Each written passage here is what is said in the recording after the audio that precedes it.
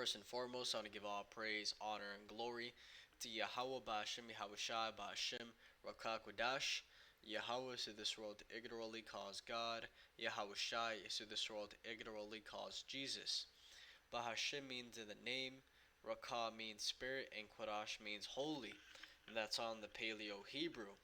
I also want to give double honors to the elder bishops and apostles of Great Millstone that taught me this truth.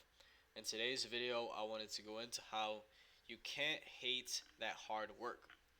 Right? You can't hate work. Can't be a lazy person. You have to be a hard worker. First and foremost, because Yahweh Ba'ashem Yahushai has commanded it. And second, because what else are you going to do? Okay, I've always thought about it this way. Recently, I'm thinking about it more in this way. Because I did grow up in this Gen Z generation. But I'm realizing that if you don't work hard, what else are you going to do? Right? What is the other alternative of hard work? The other alternative is being lazy, slothful, walking around, laying around doing nothing all day. And if you were to do that, that would be you literally wasting your life. You would be born in vain because you are not doing anything at all. And Yahweh Ba'ashem Yahushai doesn't deal with a person like that. Okay? He doesn't deal with people like that. That's why, I'm going to read, two scriptures which show you that, that lazy spirit, the Lord doesn't bless people that don't put in the work. Because, putting in the work is the bare minimum. So, the reason I'm really making this video is because Ecclesiasticus 7 verse 15, it says, "Hate not laborious work, neither husbandry, which the Most High hath ordained." Right? So, when you go to that word husbandry, it deals with the care, cultivation, and breeding of crops and animals. Which, taking care of animals, taking care of crops, that's not something light. Recently I had my grandma, they've been raising, chickens in the backyard, raising, hens, all those chicken hens, those type of animals. And she's talking about how, hey, we need to kill some of these animals because it's too much work for me. I can't keep up. She's up in her 60s, 70s. But the point is that, that crop and animal industry is hard work. That's why it says neither husbandry, because back then those Israelites were probably in that spirit of, I ain't trying to go out there to the field. I'm trying to chill in the crib. It's hot out there. But what does it say? Don't hate that, because the Most High has ordained for for all of us, to go through some type of hard work. And even if, you got a business, guess what? You still got to put hard work. And a lot of people go into how, and normally if you have a business, you work more than people that work the 9 to 5. Because you're putting in, those late nights, making sure that everything is running smooth. And one thing about having a business is that you accept the condition that every single month you're not going to have the same revenue, right?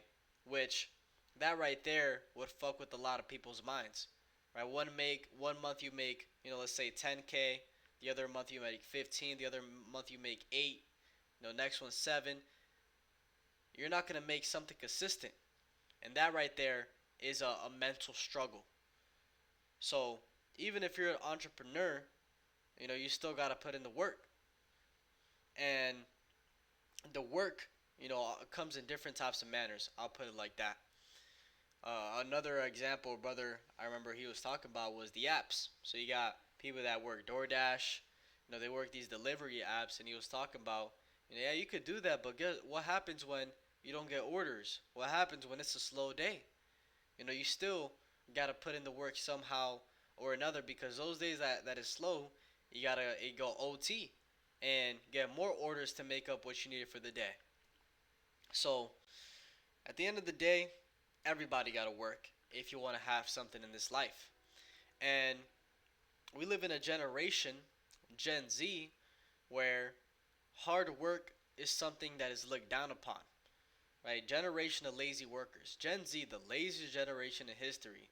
And Gen Z work ethic. Lazy are just setting boundaries. Gen Z work ethic. What boomers don't get.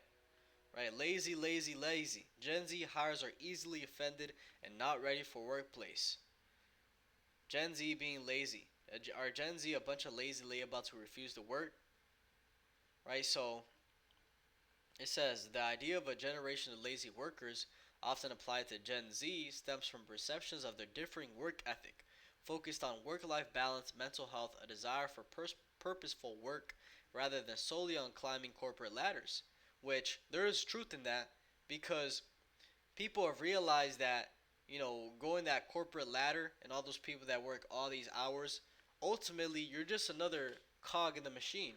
You can get instantly replaced, and you can't make your career your whole life. Okay, and they realize that people that do that ultimately they never accomplish anything.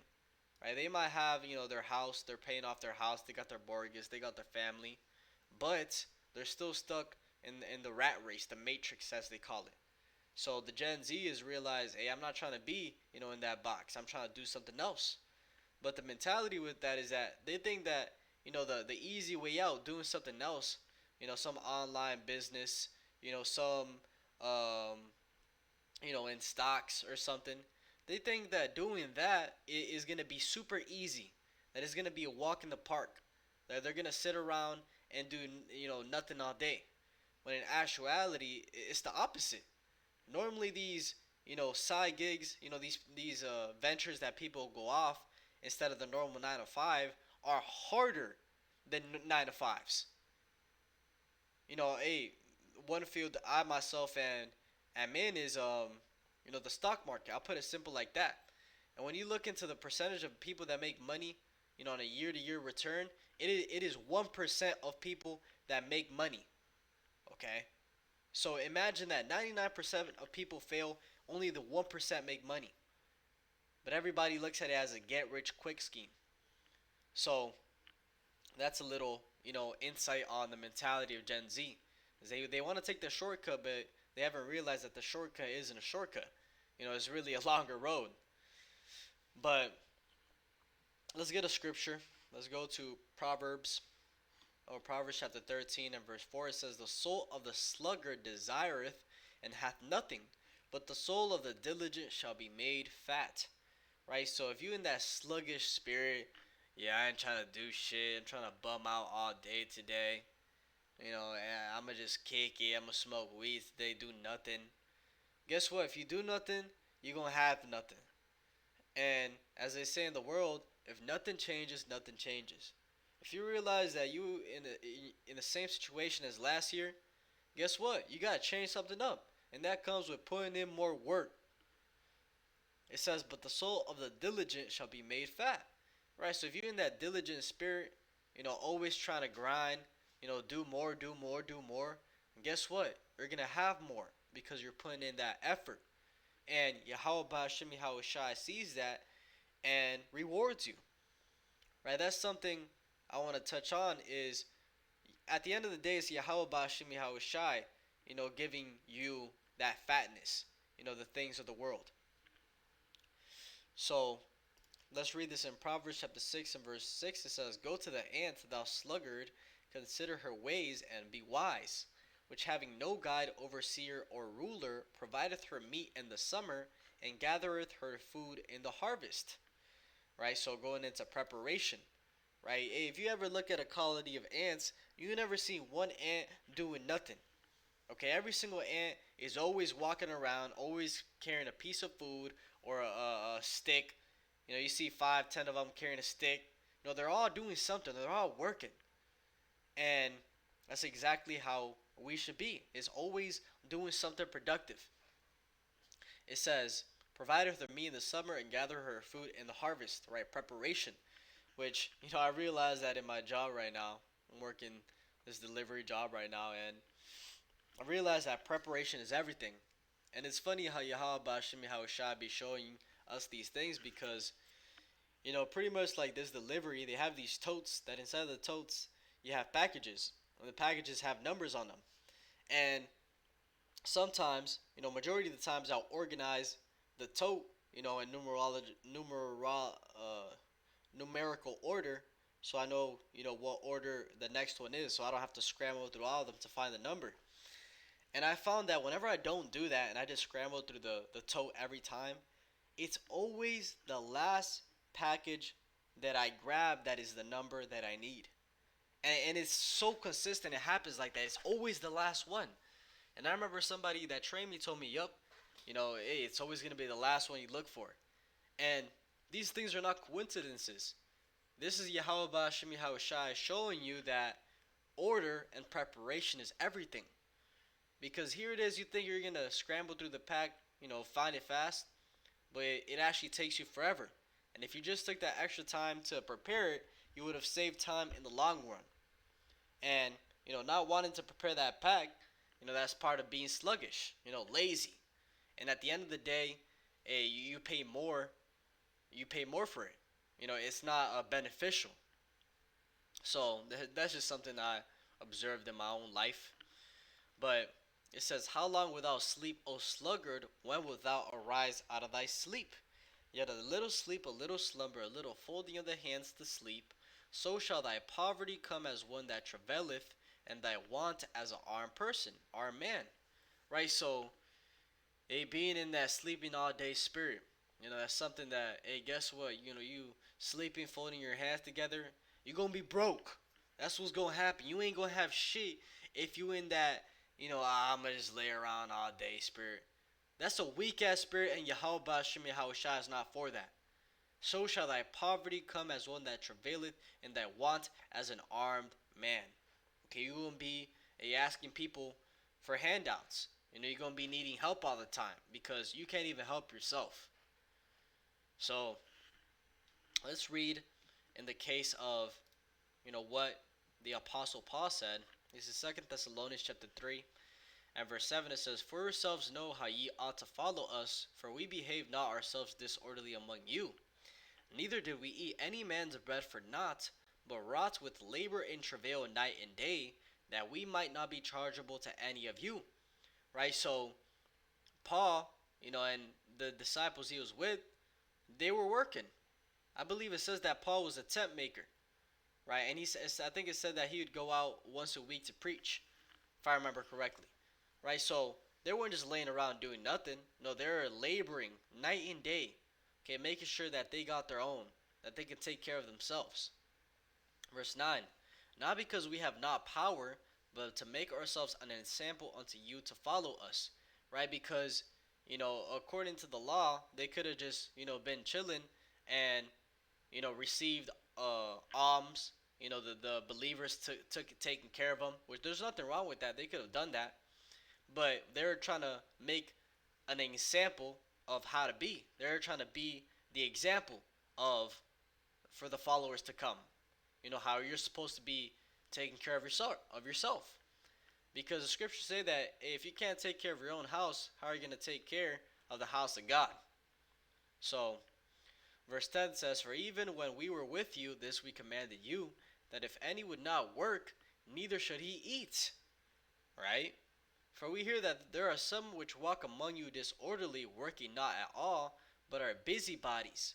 Now them that are such we command and exhort by our Lord Yahushua Mashiach, that with quietness they work and eat their own bread. Right? So that was a straight cut, to that slothful spirit. That if you don't work, guess what? You ain't eating my food. Hey, make sure that, hey, you get your own.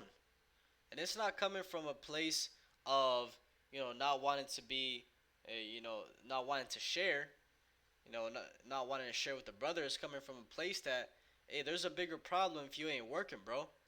If I'm always, helping you out, and you ain't got no job, hey, there's a bigger problem. And, to fix that bigger problem, I ain't gonna give you nothing. That way, it might push you, to fix your own problems. Because you'll find that a lot of times in the world, people build parasitic relationships, which that is essentially a parasitic relationship is when a host, a person is attached to the host, right? A eater, someone that's feeding off of you. And when that happens, that parasite doesn't want to detach. because it's easier, it's more comfortable just taking from somebody else. But if you detach the parasite, eventually shit gonna change. If you know what I'm saying. Hopefully that analogy, made sense. But let's get. I think that was all the scriptures. So hopefully the point has been made. And really, I just wanted to establish how hate's not laborious work. You can't hate that hard work. It's just part of this condition we in. It's just part of the condition we're in because soon we gonna have to work. We gonna be immortal. We gonna be in paradise forever. So hopefully it was edifying. With that, I want to give all praise, honor, and glory to Yahweh Ba'Shem, Yahushua Ba'Shem, Rokak Wadash, and double honors to the elder bishops and apostles of great millstone that taught me this truth. Shalom to elect. Shalom.